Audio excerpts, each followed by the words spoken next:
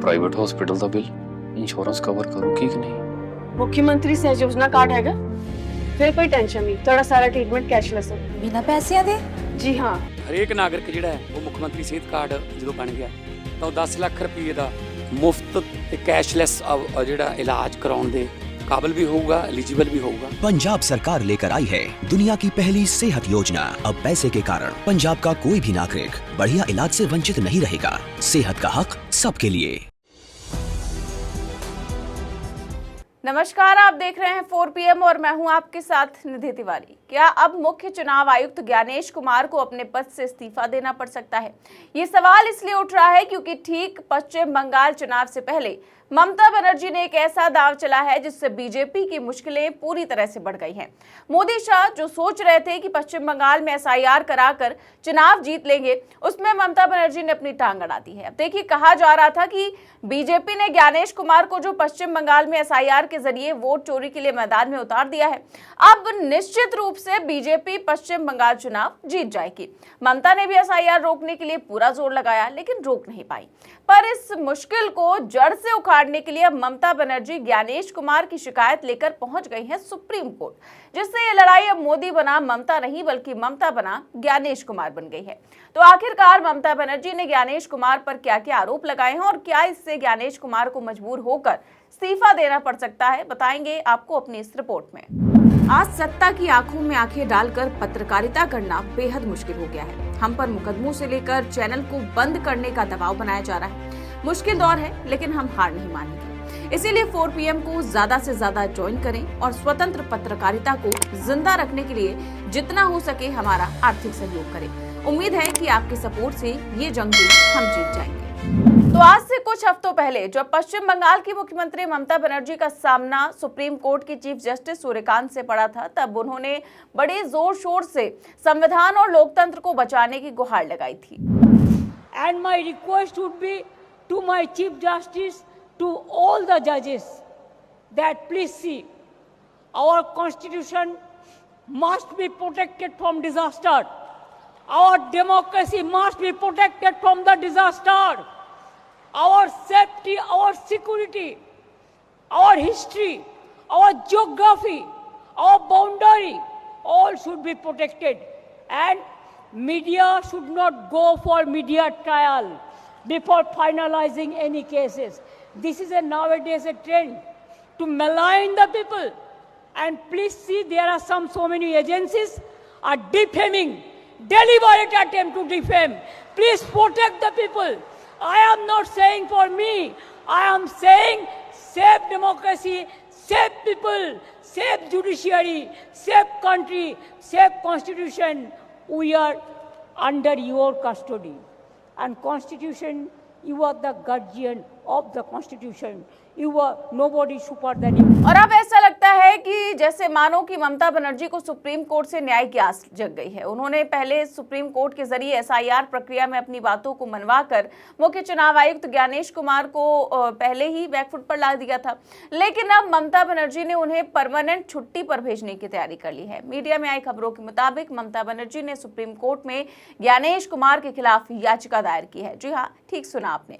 पश्चिम बंगाल की CM ममता बनर्जी और चुनाव आयोग के बीच तकरार अब देश की सर्वोच्च अदालत तक पहुंच गई है और CM ममता बनर्जी ने चुनाव आयोग के खिलाफ सुप्रीम कोर्ट में एक याचिका दायर की है, जिसमें आयोग पर राजनीतिक पक्षपात और तानाशाही रवैया अपनाने का गंभीर आरोप लगाया गया है। इस याचिका में चुनाव आयोग के साथ साथ राज्य के मुख्य चुनाव अधिकारियों को भी प्रतिवादी बनाया गया है और इस विवाद की मुख्य जड़ पश्चिम बंगाल में चल रही SIR प्रक्रिया है, जिसे ममता बनर्जी ने असंवैधानिक और लोकतांत्रिक मूल्यों के खिलाफ बताया है। वहीं इस बीच एक और खबर सामने आई है कि आज ममता बनर्जी के नेतृत्व में TMC का एक डेलीगेशन चुनाव आयोग से मुलाकात करने उनके दफ्तर जाने वाला है। अब देखिए, बीजेपी खेमे में ये धारणा बन रही थी कि SIR प्रक्रिया के जरिए मतदाता सूची में बड़े पैमाने पर बदलाव होंगे और इससे चुनावी समीकरण बदल सकते हैं। विपक्षी दलों, खासकर तृणमूल कांग्रेस ने शुरू से ही इस प्रक्रिया पर सवाल उठाए। ममता बनर्जी ने कई मंचों से कहा कि ये सिर्फ एक प्रशासनिक प्रक्रिया नहीं बल्कि एक राजनीतिक कदम है। उन्होंने आशंका जताई कि इसके जरिए नागरिकता से जुड़े सवालों को भी पीछे के दरवाजे से जोड़ने की कोशिश हो सकती है। उनका इशारा नेशनल रजिस्टर ऑफ सिटीजन्स की ओर था, जिसे लेकर पहले भी देश भर में तीखी बहस हो चुकी है। ममता बनर्जी का कहना है कि SIR की आड़ में ऐसी व्यवस्था बनाई जा रही है जिससे बड़ी संख्या में लोगों के नाम मतदाता सूची से हटाए जा सकते हैं। उनका आरोप है कि इससे खास सामाजिक और आर्थिक वर्ग प्रभावित हो सकते हैं। उन्होंने ये भी कहा कि अगर चुनाव से ठीक पहले इस तरह का व्यापक संशोधन किया जाता है तो ये निष्पक्ष चुनाव की भावना के खिलाफ जाता है।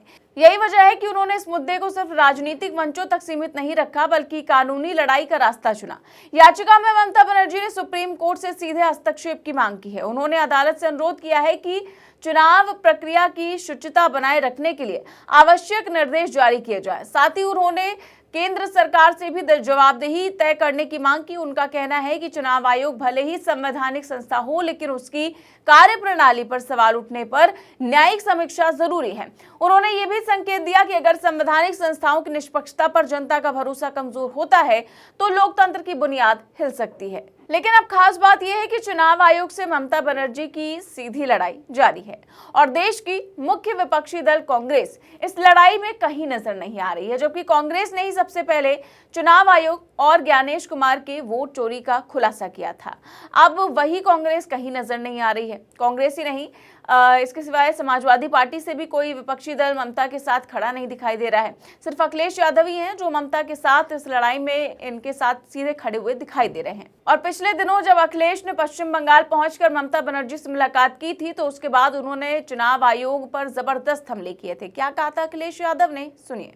मैं सबसे पहले दीदी का धन्यवाद दूंगा और मैं एक चीज जो देख सकता हूं, पूरे देश में अगर भारतीय जनता पार्टी से कोई मुकाबला कर रहा है तो यहाँ की मुख्यमंत्री आदरणीय ममता बनर्जी जी मुकाबला कर रहे हैं और यही मुकाबला करने से भारतीय जनता पार्टी से मुकाबला किया जा सकता है। जितना तकलीफ परेशानी ये चुनाव को लेकर के दे सकते थे और SIR सच्चाई जो SIR की ये है, बिहार के लिए SIR आया कि नहीं आया वो अलग बात थी, लेकिन SIR जो लेकर के आए हैं ये लोग, ये लाए हैं आपके स्टेट वेस्ट बंगाल के लिए और जानबूझ करके इलेक्शन कमीशन की जिम्मेदारी ये बनती है वोट बढ़े, ज्यादा से ज्यादा लोग वोट बना करके वोट डालने आए।